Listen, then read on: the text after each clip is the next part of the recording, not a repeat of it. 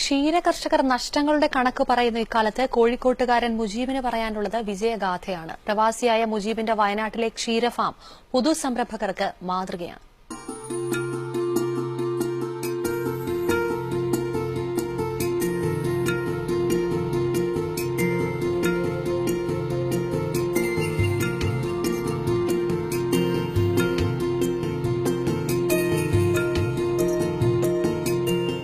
മണലാരണ്യത്തിൽ വിയർപ്പൊഴുക്കി അധ്വാനിച്ച പണം കൊണ്ട് നാട്ടിൽ സംരംഭം തുടങ്ങിയാൽ പരാജയമാകുമോ എന്ന് ആശങ്കപ്പെടുന്നവരുണ്ട്.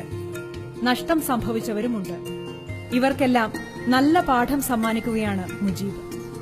ലക്ഷങ്ങൾ ശമ്പളമുള്ള കുവൈറ്റിലെ ജോലി ഉപേക്ഷിച്ചാണ് മലാപ്പറമ്പ് സ്വദേശിയായ മുജീബ് വയനാട്ടിലെ വാളാട് പയ്യൻപാൽ എന്ന ക്ഷീരഫാം തുടങ്ങിയത്. 2 വർഷം കൊണ്ട് നല്ല ലാഭം.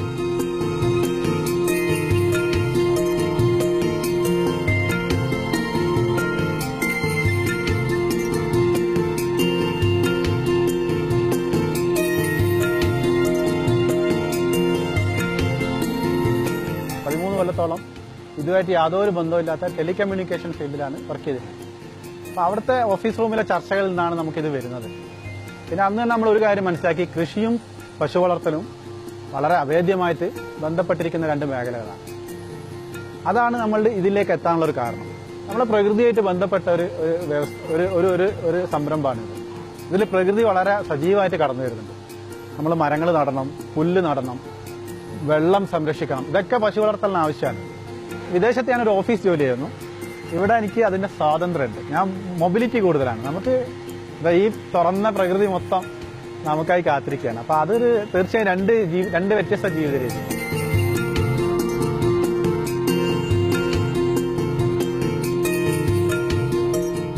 എട്ട് ഏക്കർ സ്ഥലത്ത് 50 പശുക്കൾ, പരിപാലിക്കാൻ 8 ജീവനക്കാർ.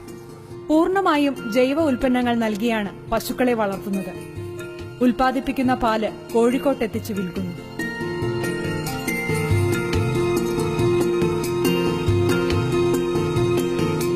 നമ്മൾ ആദ്യം ചെയ്തത് പശുവിനെ വാങ്ങുകയല്ല, ഷെഡ് ഉണ്ടാക്കുകയല്ല, നമ്മൾ പുല്ല് നട്ട് വളർത്തുകയാണ്. കാരണം പശു വളർത്തലിൽ പച്ചപ്പുല്ലില്ലെങ്കിൽ അത് പെട്ടെന്ന് തന്നെ പൊട്ടിപ്പോകുന്ന അവസ്ഥ ഉണ്ട്. പുല്ല് വളർന്ന് ബോധ്യതിന് ശേഷം മാത്രമാണ് നമ്മൾ ഈ കാണുന്ന ഷെഡ് നിർമ്മാണത്തിലേക്ക് പോയത്.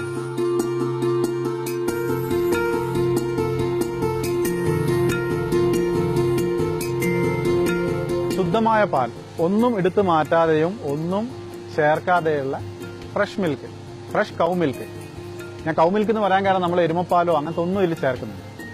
അപ്പോൾ ആ ബ്രാൻഡിന്റെ ഭാഗമായിട്ട് ആദ്യത്തെ 6 മാസം നമ്മൾ പ്രാദേശികമായിട്ടുള്ള സൊസൈറ്റിയിൽ പാല് കൊടുക്കുകയും പിന്നെ ഈ ബ്രാൻഡ് പാല് പാക്കറ്റ് ചെയ്തിട്ട് നമ്മളെ മെയിൻ മാർക്കറ്റായ കോഴിക്കോട് കൊണ്ടുപോയിട്ട് വിൽക്കുകയാണ് ചെയ്യുന്നത്.